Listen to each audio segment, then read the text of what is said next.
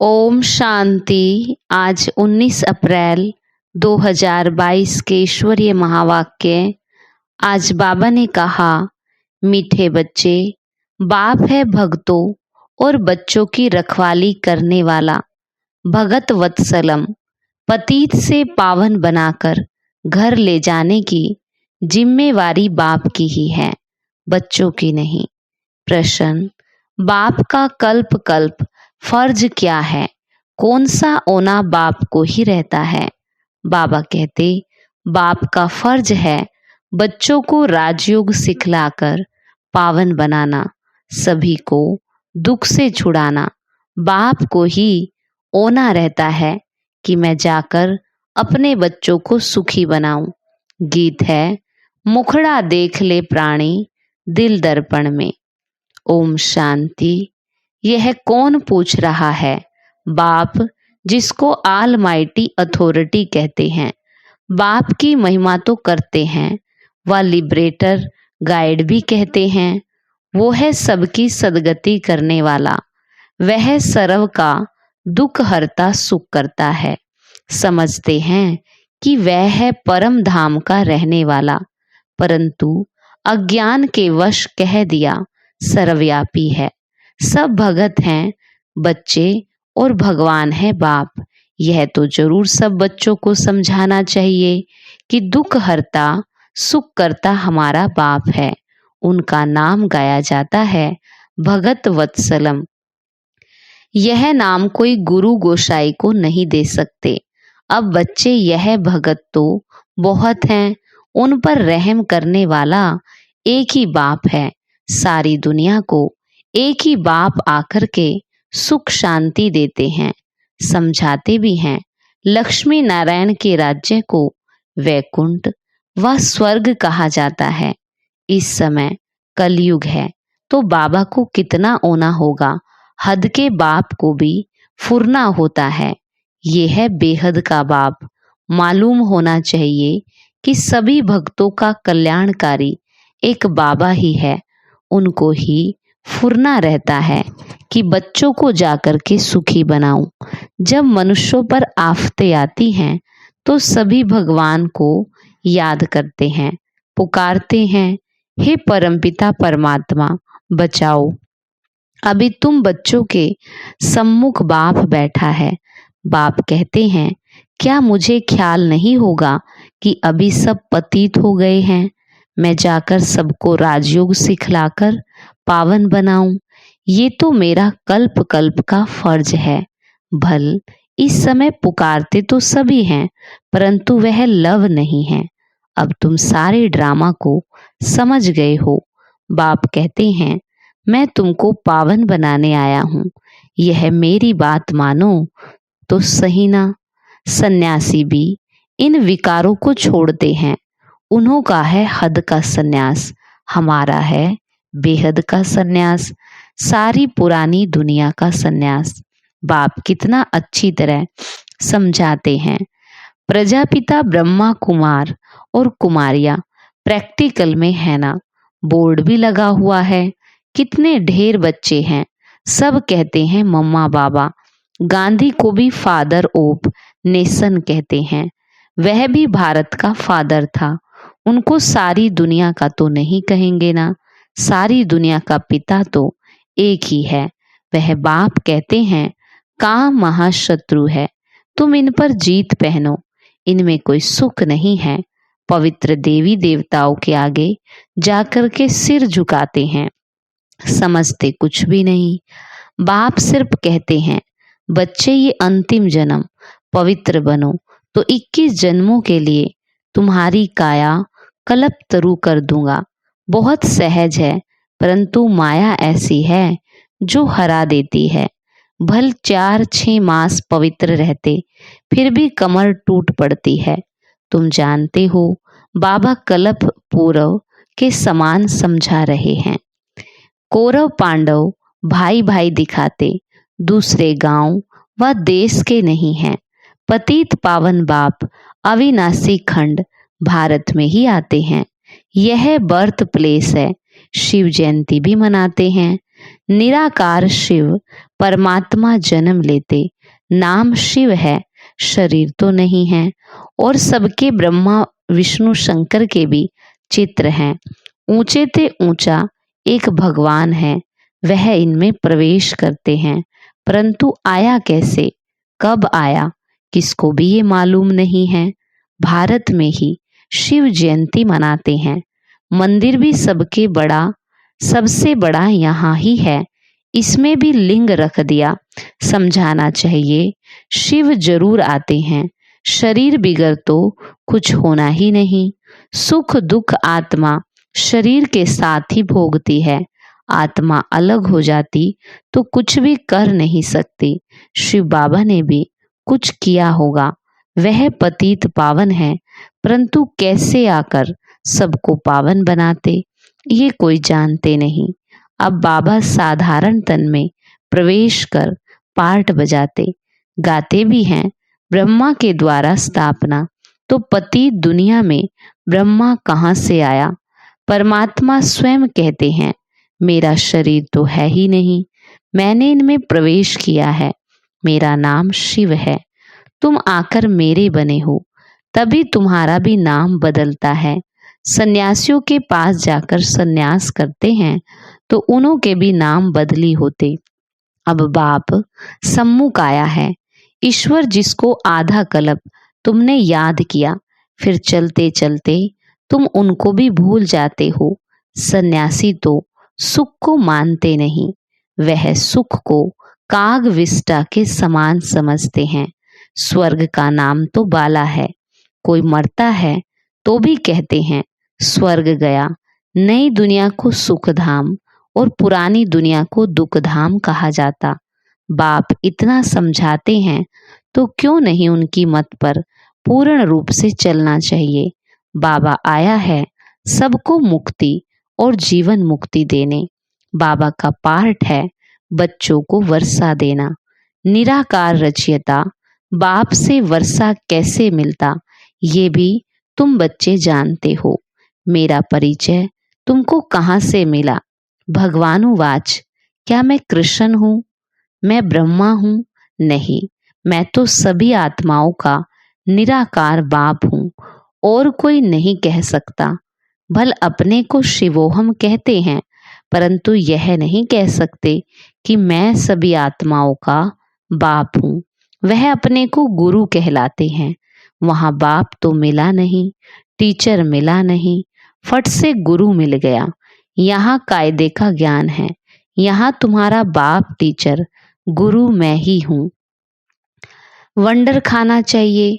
सारी पति दुनिया को कैसे पावन बनाते होंगे। 21 जन्म का वर्षा देने वाले बाप की मत पर कदम कदम चलो। माया दुस्तर है।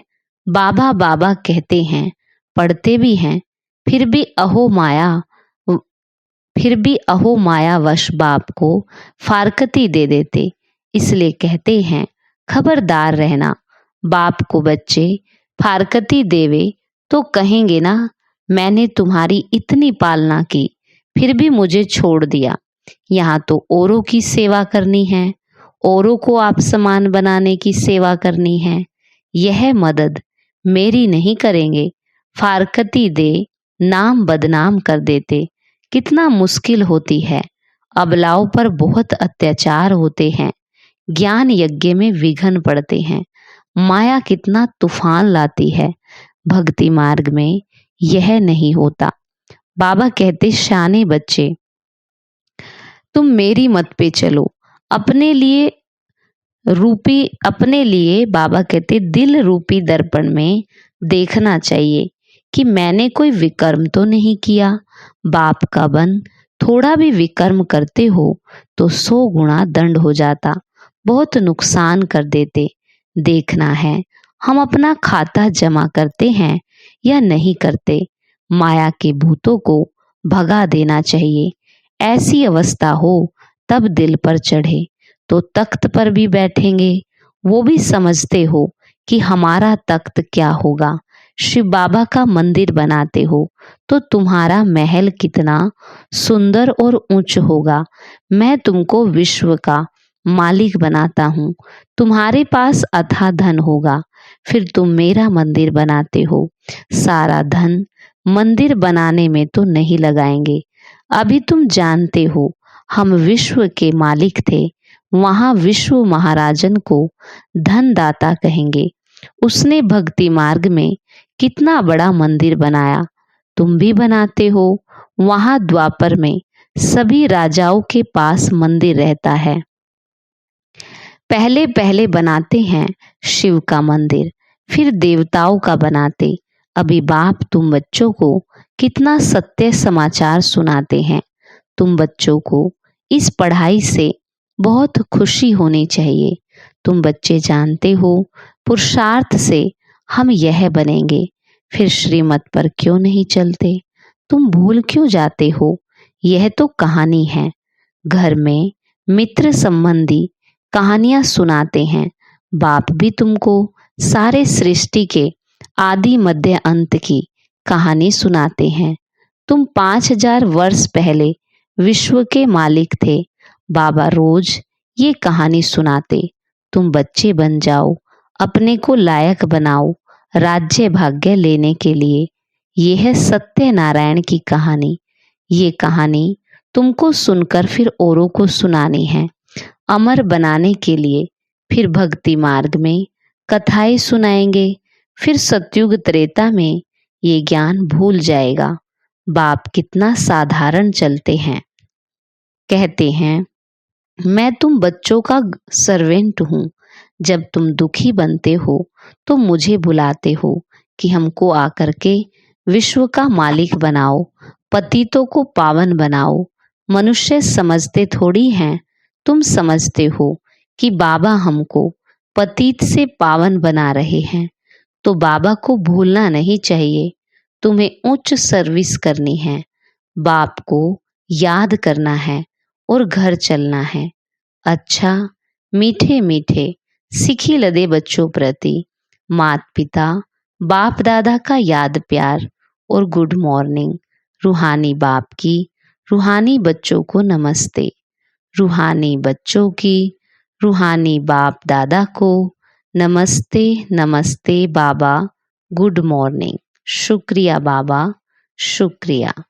धारणा के लिए मुख्य सार पहला है, रोज अपने दिल रूपी दर्पण में देखना है कि कोई भी विकर्म करके अपना व दूसरों का नुकसान तो नहीं करते हैं। शाना बन बाप की मत पे चलना है, भूतों को भगा देना है। दूसरा, बाप जो सत्य समाचार व कहानी सुनाते हैं वह सुनकर औरों को भी सुनानी है। वरदान है, हर समय अपने दिल में बाप की प्रत्यक्षता का झंडा लहराने वाले दृढ़ संकल्पधारी भव। हर समय अपने दिल में बाप की प्रत्यक्षता का झंडा लहराने वाले दृढ़ संकल्पधारी भव। बाबा कहते, जैसे स्नेह के कारण हरेक के दिल में आता है कि हमें बाप को प्रत्यक्ष करना ही है, ऐसे अपने संकल्प, बोल और कर्म द्वारा दिल में प्रत्यक्षता का झंडा लहराओ। सदा खुश रहने की डांस करो, कभी खुश कभी उदास, यह नहीं। ऐसा दृढ़ संकल्प अर्थात व्रत धारण करो कि जब तक जीना है तब तक खुश रहना है। मीठा बाबा, प्यारा बाबा, मेरा बाबा, यही गीत ऑटोमेटिकली बजता रहे तो प्रत्यक्षता का झंडा लहराने लगेगा। स्लोगन है, विघ्न विनाशक बनना है तो सर्व शक्तियों से संपन्न बनो। विघ्न विनाशक बनना है तो सर्व शक्तियों से संपन्न बनो। आज का स्वमान है, मैं दृढ़ संकल्पधारी आत्मा हूँ। मैं दृढ़ संकल्पधारी आत्मा हूँ। आज के मातेश्वरी जी के अनमोल महावाक्य। मम्मा कहती है कि यह तो सभी मनुष्य जानते हैं कि तकदीर बनाने वाला एक है, वही परमात्मा। कहावत भी है कि तकदीर बनाने वाला जरा सामने तो आ, तो यह सारी महिमा अथवा गायन एक परमात्मा का है।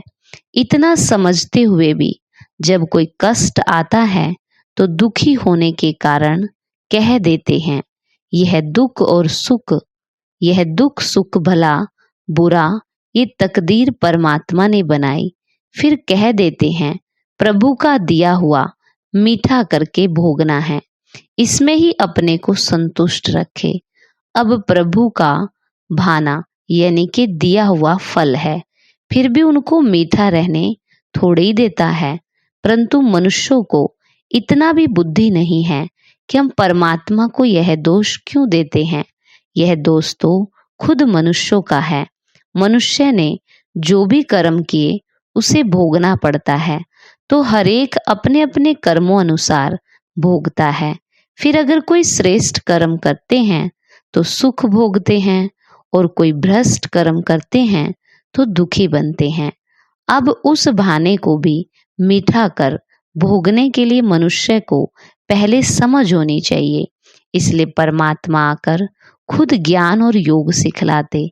अब यह कायदा है कि जो माया का साथ छोड़ परमात्मा का साथ लेता है तो माया फिर उनका पीछा नहीं छोड़ती, बहुत विघन डालती है। अब परमात्मा के सदके जो भी कुछ सहन करते हैं वो भोगना मीठी लगती है, वो हमें माइट और लाइट दे देते हैं।